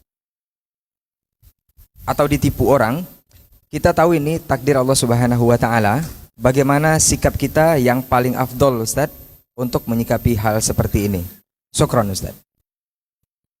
Tadi, kalau tidak sayang, kalau tidak adil. Adil adalah yang diambil cuman ini, yang lain masih banyak loh. Kenapa kita tidak adil dalam bersikap? Begitu yang hilang mobil, pikiran kita ke mobil saja. Rumah tidak difikirkan, kesehatan tidak difikirkan, anak keturunan tidak difikirkan, ruko tidak difikirkan, tanah tidak difikirkan. Padahal kan nikmat yang Allah berikan yang lain yang banyak selain mobil tadi. Kenapa kita tidak adil dalam melihat yang hilang hanya mobil kok? Katakan, hilang mobil, alhamdulillah rumah masih ada, anak masih sehat, saya masih bisa ke masjid sholat, mata saya masih ada, jantung saya masih sehat, kaki saya masih bisa berjalan, saya masih bisa mendengar, anak-anak masih berbakti kepada saya sebagai orang tuanya, istri masih menjadi istri yang taat. Kenapa hanya mobil terus yang difikirkan? Inilah sifat manusia yang tidak adil.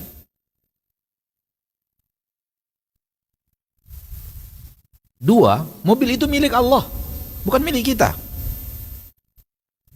Ketika dia berikan kepada kita, ia sedang memberi. Ketika dia ambil, dia sedang mengambil. Adil dong. Punya dia, bukan punya kita. Kesalahan kita menghilangkan bahwa itu milik Allah. Dalam perasaan kita sudah hilang, full milik kita 100%. Hati kita yang sudah terlatih salah melihat mobil itu adalah milik Allah yang sedang Allah berikan kepada kita, kita tidak melatihnya. Kita selalu melatih, ini milik saya, ini punya saya, ini milik saya, ini punya saya. Itu yang telah membuat kita akhirnya ketika kehilangan mobil seperti tadi, gundah gulana. Ketika harta kita sebagian dicuri orang, gundah gulana. Karena kita sudah terlalu meyakini ini milik kita total. Kalau kita selalu menghadirkan bahwa itu milik Allah yang sedang Allah anugerahkan kepada kita, kapanpun ia ambil akan ia ambil, maka aman. Walaupun ada sedih ketika dicurangi orang, tapi tidak membuat hancur hati. Tidak membuat, bahkan lisan ini tidak membuat mencaci maki orang yang telah, enggak.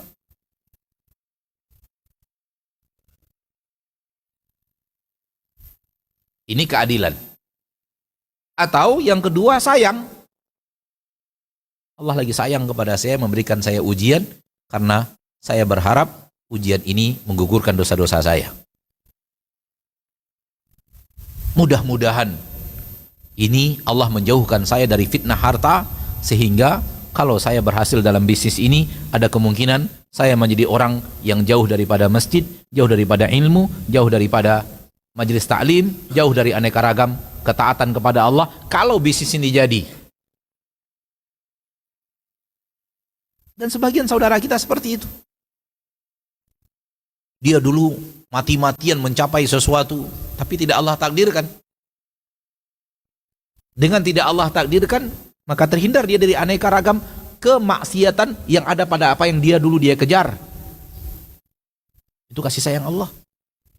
Allah ingin menjaga kita dari aneka ragam kesalahan pada maksiat yang ada pada apa yang kita cari, apa yang kita tuju, apa yang kita inginkan. Wallahu a'lam. Naam. Baik, barakallahu fiik, jazakallahu khairan untuk jawabannya. Semoga jemaah yang bertanya bisa memahami dan tentunya ini juga ilmu untuk kita bersama. Antum pernah ditipu orang enggak? Anda juga pernah ditipu orang, bukan? Sama kita.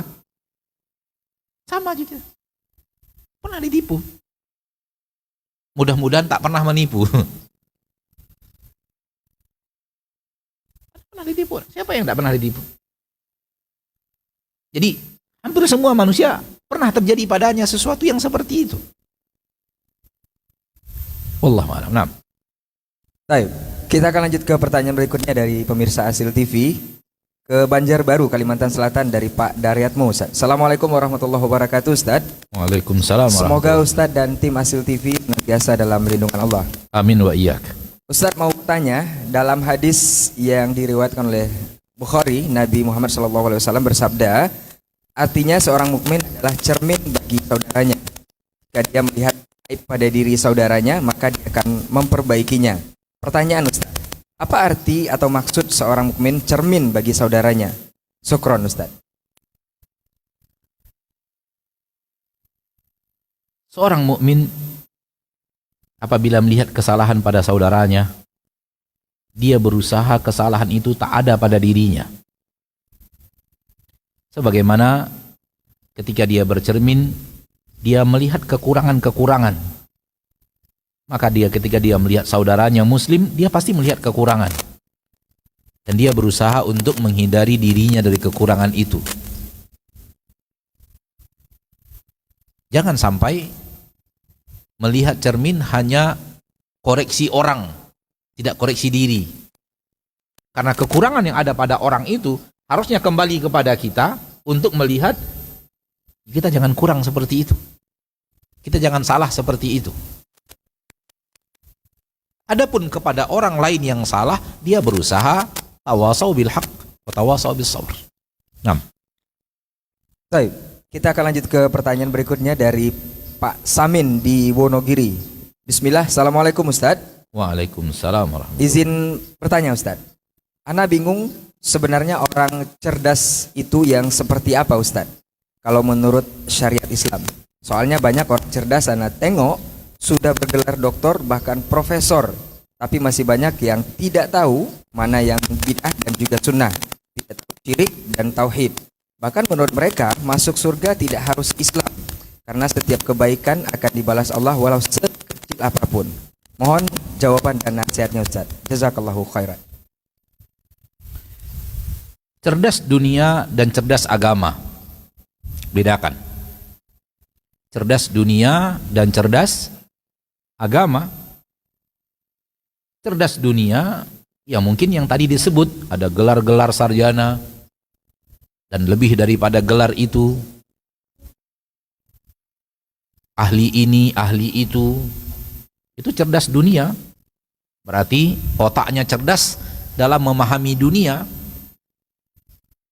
Hal yang berbeda dalam kecerdasan agama, ini hidayah, di mana seseorang benar-benar tahu apa yang Allah turunkan kepadanya, mengerti kenapa dia hidup, bagaimana dia menjadi hamba,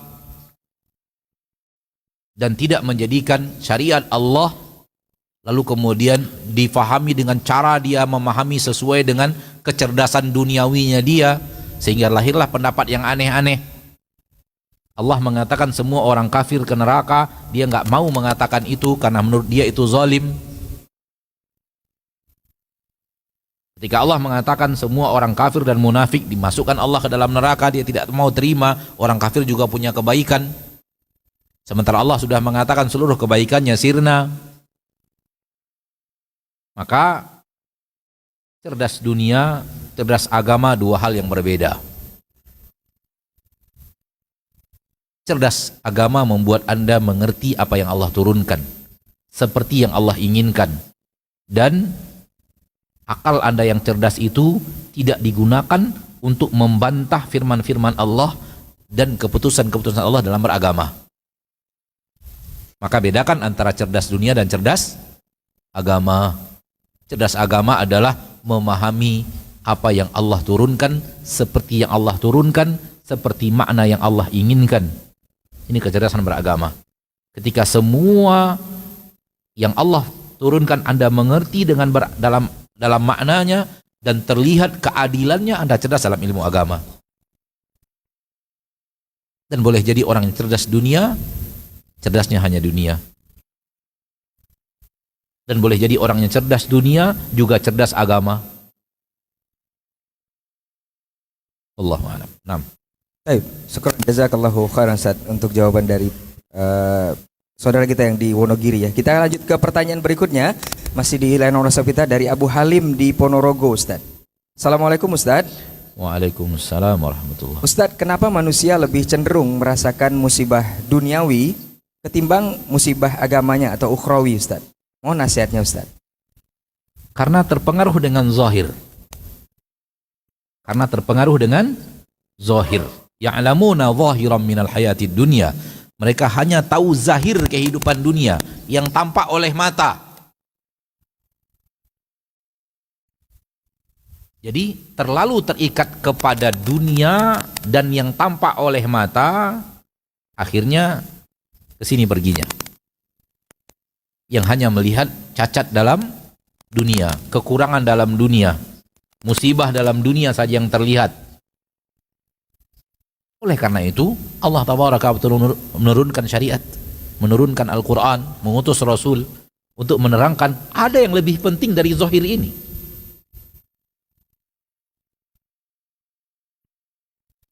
Kalau tidak salah, Ana pernah di majelis ini bicara tentang zahir dan batin. Dan mengatakan yang batin selalu lebih mulia daripada yang zahir. Selalu lebih penting daripada yang zahir. Manusia terlalu terikat kepada yang zahir. Dan dia tidak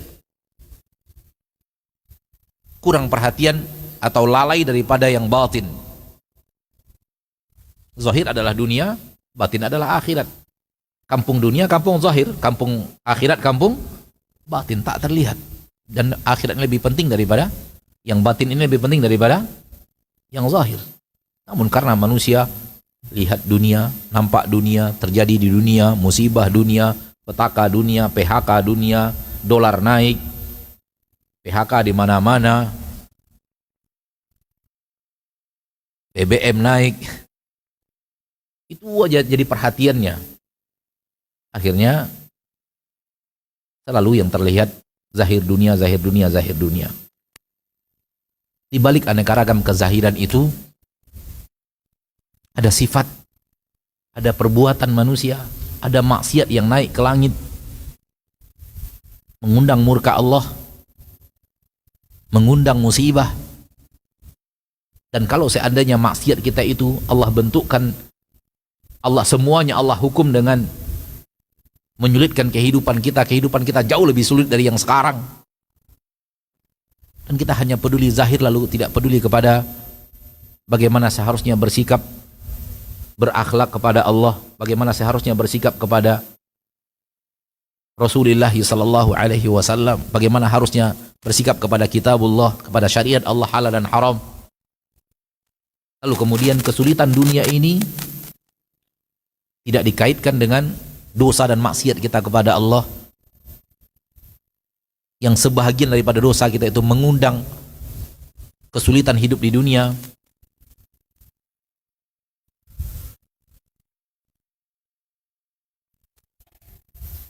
Ini yang menjadikan akhirnya manusia itu terlalu peduli hanya kepada musibah dunia. Wallahu a'lam. Baik, jazakallahu khairan Ustaz untuk jawabannya. Semoga bisa dipahami untuk yang bertanya dan kita yang menyimak adalah ilmu juga untuk kita bersama. Kita ke pertanyaan berikutnya dari Bekasi, Pak Dana. Assalamualaikum Ustaz. Waalaikumsalam. Ustaz, apa bisa Allah menjauh dari kita Ustaz? Bukankah Allah dekat dengan hambanya Ustaz? Apa ada hal atau tanda yang buat Allah menjauh dari kita Ustaz? Terima kasih untuk jawabannya. Dekat dan jauh terbagi dua. Dekat zahir, jauh zahir. Dekat batin, jauh batin.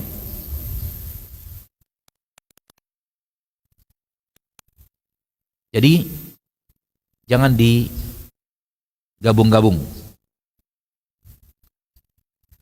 Saya dekat dengan orang tua saya. Orang tua saya sekarang ada di mana kira-kira? Di ujung pandang. Udah ujung pandang lagi, jauh kali udah. Tapi kenapa kita mengatakan dekat? Dekat apa ini? Dekat secara batin, bukan dekat secara zahir. Jadi pahami? Bukan dekat secara zahir. Jauh ini antara kita dan ujung pandang jauh.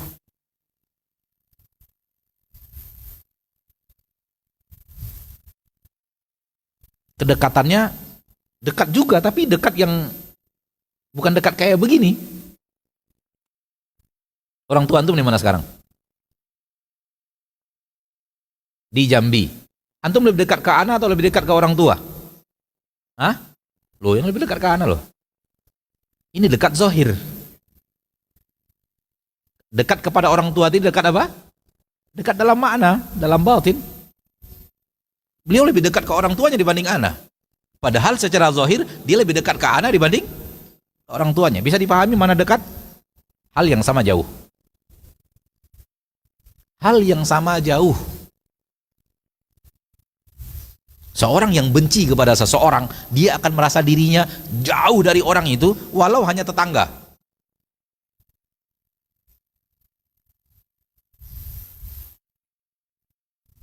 Padahal dekat sekali.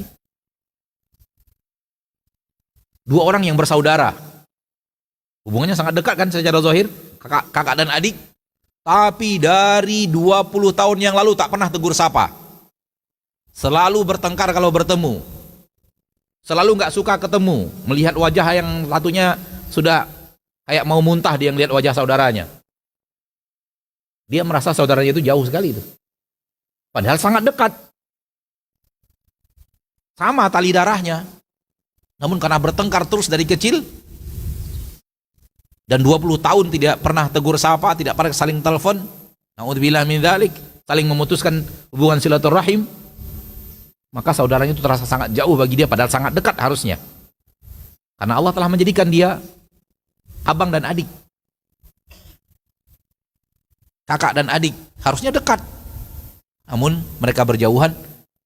Karena hati mereka berjauhan, maka ini jauh secara makna. Maka Allah jauh dan dekat kepada hambanya, jangan difahami jauh dan dekat secara zahir. Namun fahami jauh dan dekat secara makna yang bukan zahir. Allah dekat kepada Abu Bakar, Allah jauh dari Abu Jahal. Allah bersama Nabi dan Abu Bakar, dan Allah tidak bersama Quraisy yang sedang di depan gua. Padahal sama-sama dekat.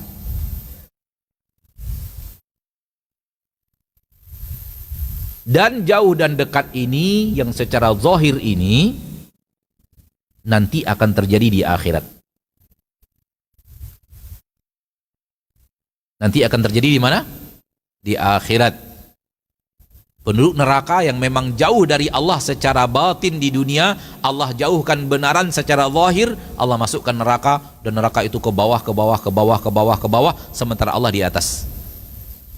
Dan penduduk surga yang Allah cintai, yang dekat dengan Allah di dunia secara makna, Allah semakin dekatkan kepadanya di surga, semakin ke atas, semakin ke atas, semakin ke atas. Dan Allah yang maha tinggi, maka semakin dekat dengan Allah secara zahir. Dan makhluk yang paling dekat dengan Allah adalah Nabi kita tercinta sallallahu alaihi wasallam. Maka tempat paling tinggi di surga Allah adalah surga Firdaus, dan surga Firdaus punya jenjang-jenjang yang sangat banyak. Jenjang yang paling tinggi di surga Firdaus namanya manzilah, Itu tempat Nabi Muhammad sallallahu alaihi wasallam. Di mana tidak ada yang lebih sampai di situ. Itu yang paling tinggi di surga Firdaus, namanya manzilah, tempat Nabi Muhammad SAW satu-satunya, dan tidak ada selain Nabi Muhammad yang bisa masuk ke tempat tersebut. Itulah tempat tertinggi di surga Allah Tabaraka wa Ta'ala, dan tempat tertinggi yang paling dekat dengan zatnya Allah Subhanahu wa Ta'ala Rabbul Izzati wal Jalalah. Maka jauh secara makna di dunia, Allah jauhkan benaran di akhirat. Nampak secara zahir dekat kepada Allah di dunia secara makna, maka Allah dekatkan benaran secara zahir di akhirat. Di saat manusia tidak membutuhkan lagi ujian dalam keimanan, maka jauh dan dekat ma'asyiral muslimin jangan difahami apa? Jangan difahami jauh dan dekat secara zahir, kecuali hanya satu saat di mana Allah mendekat ke langit dunia. Allahu a'lam. Naam. Baik, syukran Ustaz untuk jawabannya, semoga bisa dipahami. Kita lanjut ke pertanyaan berikutnya dari Umu Anju di Banyumas. Assalamualaikum Ustaz. Waalaikumsalam. Ustaz mau bertanya, termasuk durhaka kepada orang tuakah apabila orang tua sampai marah bahkan mendiamkan anak, disebabkan setelah anak belajar dan mengenal kajian sunnah, itu anak sudah banyak meninggalkan amalan yang tidak sesuai dengan sunnah. Lalu orang tua marah karena takut kalau meninggal dunia nanti tidak ditahlili, dalam tanda kurung tahlilan kematian Ustaz. Berdosakah anak telah membuat orang tua marah dan menangis karena hal tersebut? Mohon jawabannya Ustaz. Syukron Ustaz. Maha suci Allah yang telah menjadikan ayah Nabi Ibrahim marah kepada Nabi Ibrahim.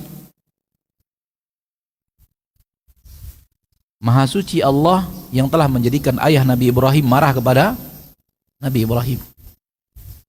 Untuk menjadi ibrah bagi manusia bahwa apabila seseorang mengamalkan agama Allah sehingga membuat ayahnya marah, dia tidak salah.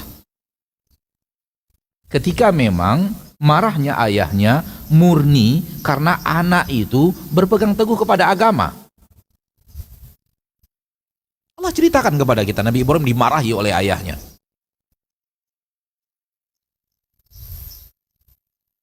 Maka ambil kaidah bahwa ketika seseorang itu di atas ridho Allah, lalu ada orang yang marah dan benci, dia tidak salah atas marahnya orang itu dan bencinya orang itu.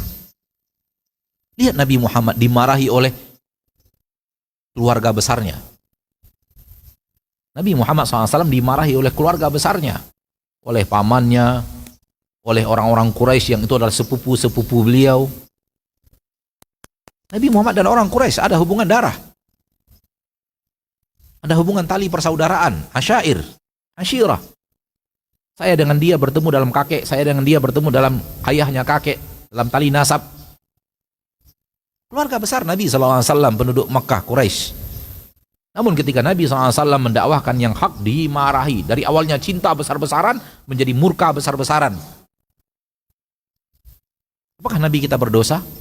Ketika beliau mengikuti syariat Allah, lalu kemudian dimarahi besar-besaran oleh keluarga besarnya, dan itu menjadi alasan kenapa orang Arab tidak mau masuk Islam. Kenapa? Karena keluarga Muhammad saja tidak mau menerima agama Muhammad dan benci kepadanya. Ini tuh bukti bahwa dia salah. Keluarga besarnya marah kepadanya. Oleh karena itu kenapa ketika Quraisy ramai-ramai masuk Islam, Arab ramai-ramai masuk Islam?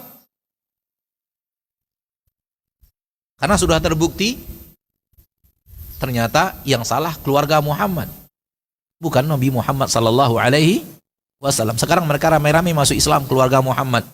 Berarti dia sudah diakui oleh keluarganya dan agama semakin dijayakan dengan seperti itu. Maka ma'asyiral muslimin rahimani wa rahimakumullah, ketika Nabi Muhammad pergi ke Taif, dan di Taif Bani Thaqif yang bukan keluarga Nabi Muhammad sallallahu alaihi wasallam, alasan mereka tidak mau menerima, kalau engkau orang benar, keluargamu pertama kali yang menerimamu. Kamu nggak perlu ke sini minta dukungan kami. Kalau keluargamu saja benci kepadamu, kamu tidak benar. Dan itu hal yang salah, cara sudut pandang yang salah. Kebenaran tidak dilihat dari Ayah marah atau tidak marah. Kebenaran dilihat bahwa ini sesuai dengan yang diperintahkan Allah atau tidak.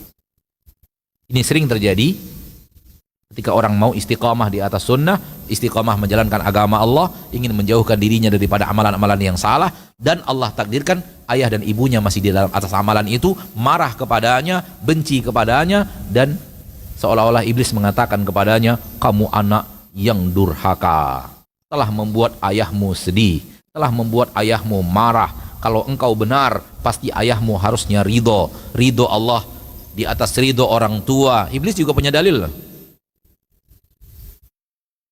Berarti kalau ayahmu murka, Allah murka kepadamu. Tidak begitu. Kalau dalam kasus yang seperti ini, ridho Allah dan ridho orang tua kalau bergabung itu yang terbaik. Tapi kalau harus salah satunya dikorbankan, jangan sekali-kali mengorbankan ridho Allah demi ridho orang tua. Jangan sekali-kali mengorbankan ridho Allah demi apa? Demi ridho orang tua. Wa in jahadaka litusyrika bi ma laysa laka bihi ilmun, perintah Allah apa? Fala tuti'huma wa sahibhuma fid dunya ma'rufa. Jangan ikuti keduanya. Ketika mereka benar-benar berjuang melakukan sesuatu yang Allah tidak ridho. Tidak hanya mengajak, berjuang mati-matian. Jahadaka itu artinya bermujahadah untuk menyeret kamu kembali berbuat syirik yang Allah tidak ridho. Fala tuti'huma, jangan taati keduanya. Hal yang sama dalam kemaksiatan, hal yang sama dalam menjauhi amalan-amalan yang tidak sesuai dengan sunnah Nabi kita tercinta sallallahu alaihi wasallam. Namun tetap wasahibuhuma fid dunya ma'rufa, akhlak tetap jaga, tutur kata tetap jaga, bakti tetap jaga, pemberian tetap jaga, pelukan tetap jaga, doa tetap jaga untuk orang tua kita. Jangan sampai marahnya orang tua membuat kita menghentikan bakti kita kepada orang tua kita. Wasahibuhuma fid dunya ma'rufa. Kalau itu kepada orang kafir yang orang tuanya mengajaknya kepada kekufuran dan kesyirikan, apalagi kepada orang tua yang muslim dan muslimah.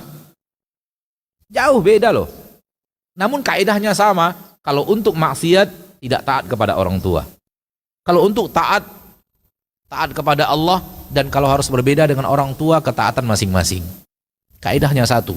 Namun orang tua muslim dan muslimah jauh lebih hebat untuk Anda berbakti kepadanya, untuk Anda berakhlakul karimah kepada keduanya, untuk Anda tetap mencintainya, untuk Anda tetap memberikan baktimu yang terbaik kepada keduanya, tetap berlemah lembut kepada keduanya, tetap mendoakannya, tetap sayang kepadanya walau mereka marah kepada Anda. Wallahu a'lam. Nah. Baik, kita lanjut satu pertanyaan terakhir, Ustaz. Assalamualaikum Ustaz. Waalaikumsalam. Mau bertanya Ustaz di luar tema, dari Bu Reni di Tangerang Selatan, Ustaz.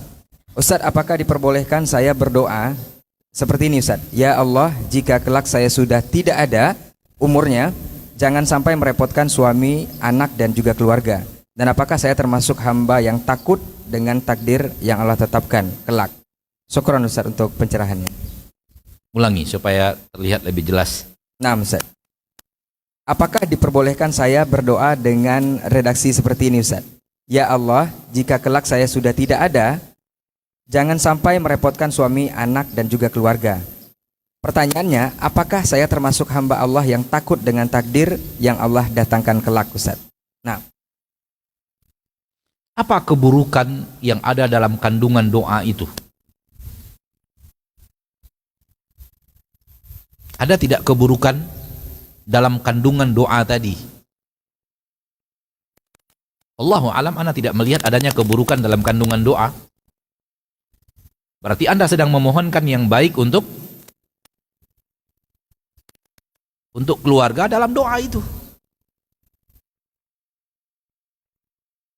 Tidak ada hal yang buruk, tidak ada hal yang dosa, tidak ada hal yang cacat di dalam doa tersebut. Maka kalau ditanyakan boleh atau tidak boleh, jawabannya boleh. Disertai bahwa keyakinan Allah Maha Adil. Allah Maha Adil dalam keputusannya setelah saya ada, ketika saya ada, sebelum saya tidak ada. Sebelum saya ada. Allah Maha Adil. Allah akan memberikan keputusan yang terbaik untuk seluruh hamba-hambanya, termasuk kepada anak, suami, dan keluarga yang sekiranya kita wafat lebih awal, itu tidak mengganggu akidah kita bahwa Allah Maha Adil. Allah akan memperlakukan adil. Lihat Nabi kita tercinta, ditinggal ayahnya padahal masih di dalam rahim, ditinggal ibunya padahal masih balita, anak kecil. Tapi Allah Maha Adil. Sehingga jangan kemudian ketika seorang ibu memikirkan kalau dia wafat nanti anaknya belum selesai kuliah, anaknya belum selesai pesantren, akan membuat anaknya sulit dan susah, akan membuat anaknya akan merasa anaknya nanti akan sengsara hidupnya karena ibunya sudah wafat duluan. Enggak seperti itu. Hilangkan saja apa yang terbayang daripada hal tadi. Allah Maha Adil, Allah Maha memperlakukan hambanya dengan keadilan dan kasih sayang, dan kemudian disertai dengan doa ini, insya Allah tidak ada apa-apa. Manusia terlalu merasa kalau dia ada, maka anaknya akan nyaman. Kalau dia tidak ada, maka anaknya akan sengsara. Kesalahan ada di situ.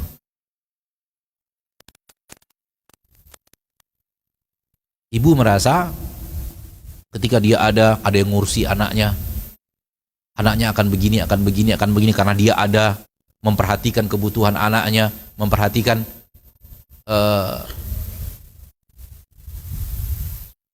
memberikan kasih sayang kepada anaknya. Kalau dia tidak ada, anaknya akan hancur. Siapa bilang? Bahkan betapa seringnya disebabkan karena tidak ada orang tua lah anak itu menjadi sukses.